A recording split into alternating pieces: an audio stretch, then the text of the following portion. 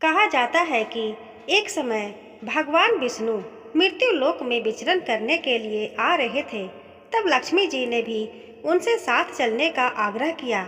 तब विष्णु जी ने कहा कि यदि मैं जो बात कहूँ तुम अगर वैसा ही मानो तो फिर चलो। तब लक्ष्मी जी उनकी बात मान गईं और भगवान विष्णु के साथ भूमंडल पर आ गईं। कुछ देर बाद एक जगह पर पहुंचकर भगवान विष्णु ने लक्ष्मी जी से कहा कि जब तक मैं न आऊं तुम यहाँ ठहरो, मैं दक्षिण दिशा की ओर जा रहा हूँ, तुम उधर मत आना।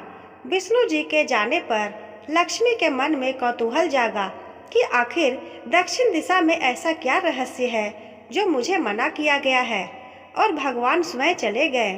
लक्ष्मी जी से रहा न गया और जैसे ही भगवान आगे बढ़े लक्ष्मी जी भी पीछे पीछे चल पड़ी। कुछ ही आगे जाने पर उन्हें सरसों का एक खेत दिखाई दिया जिसमें खूब फूल लगे थे। सरसों की शोभा देखकर वह मंत्रमुग्ध हो गईं और फूल तोड़कर अपना श्रृंगार करने के बाद आगे बढ़ीं। आगे जाने पर एक गन्ने के खेत से लक्ष्मी जी गन्ने तोड़कर रस चूसने लगी। उसी क्षण विष्णु जी आए और यह देखकर लक्ष्मी जी पर नाराज होकर उन्हें शाप दे दिया कि मैंने तुम्हें इधर आने को मना किया था पर तुम ना मानी और किसान की चोरी का अपराध कर बैठी। अब तुम इस अपराध के जुर्म में इस किसान की 12 वर्ष तक सेवा करो। ऐसा कहकर भगवान उन्हें छोड़कर क्षीर सागर चले गए। तब लक्ष्मी जी उस गरीब किसान के घर रहने लगी।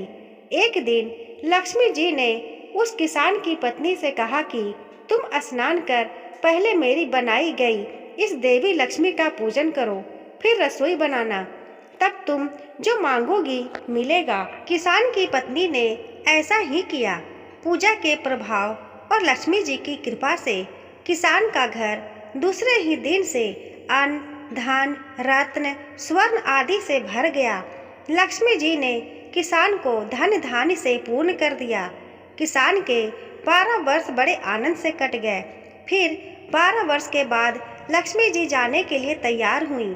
विष्णु जी लक्ष्मी जी को लेने आए तो किसान ने उन्हें भेजने से इनकार कर दिया।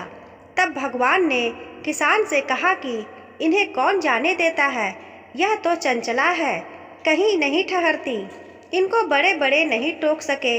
इनको मेरा शाप था, इसलिए 12 वर्ष से तुम्हारी सेवा कर रही थी। तुम्हारी 12 वर्ष सेवा का समय पूरा हो चुका है। किसान हठपूर्वक बोला कि नहीं, अब मैं लक्ष्मी जी को नहीं जाने दूंगा। तब लक्ष्मी जी ने कहा कि हे किसान, तुम मुझे रोकना चाहते हो तो जो मैं कहूँ वैसा करो। कल धनतेरस है, तुम कल घर को लीप पोत कर स्वच्छ करना, रात्रि में घी का दीपक जलाकर रखना और सायंकाल मेरा पूजन करना, और एक तांबे के कलश में रुपये भरकर मेरे लिए रखना। मैं उस कलश में निवास करूंगी, किंतु पूजा के समय मैं तुम्हें दिखाई नहीं दूंगी। इस एक दिन की पूजा से वर्ष भर मैं तुम्हारे घर से नहीं जाऊंगी। यह कहकर वह दीपकों के प्रभाव के साथ 10 दिशाओं में फैल गईं। अगले दिन किसान ने लक्ष्मी जी के कथा अनुसार पूजन किया। उसका घर धन धान्य से पूर्ण हो गया। इसी वजह से हर वर्ष धनतेरस के दिन लक्ष्मी जी की पूजा होने लगी। बोलो लक्ष्मी माता की जय। दोस्तों, आपको ये कहानी कैसी लगी हमें कमेंट करके ज़रूर बताइएगा। कहानी पसंद आई हो तो वीडियो को लाइक करें, अपने दोस्तों के साथ शेयर करें। चैनल को सब्सक्राइब नहीं किया हो तो इसी तरह की और कहानियाँ सुनने के लिए सब्सक्राइब ज़रूर करें। धन्यवाद।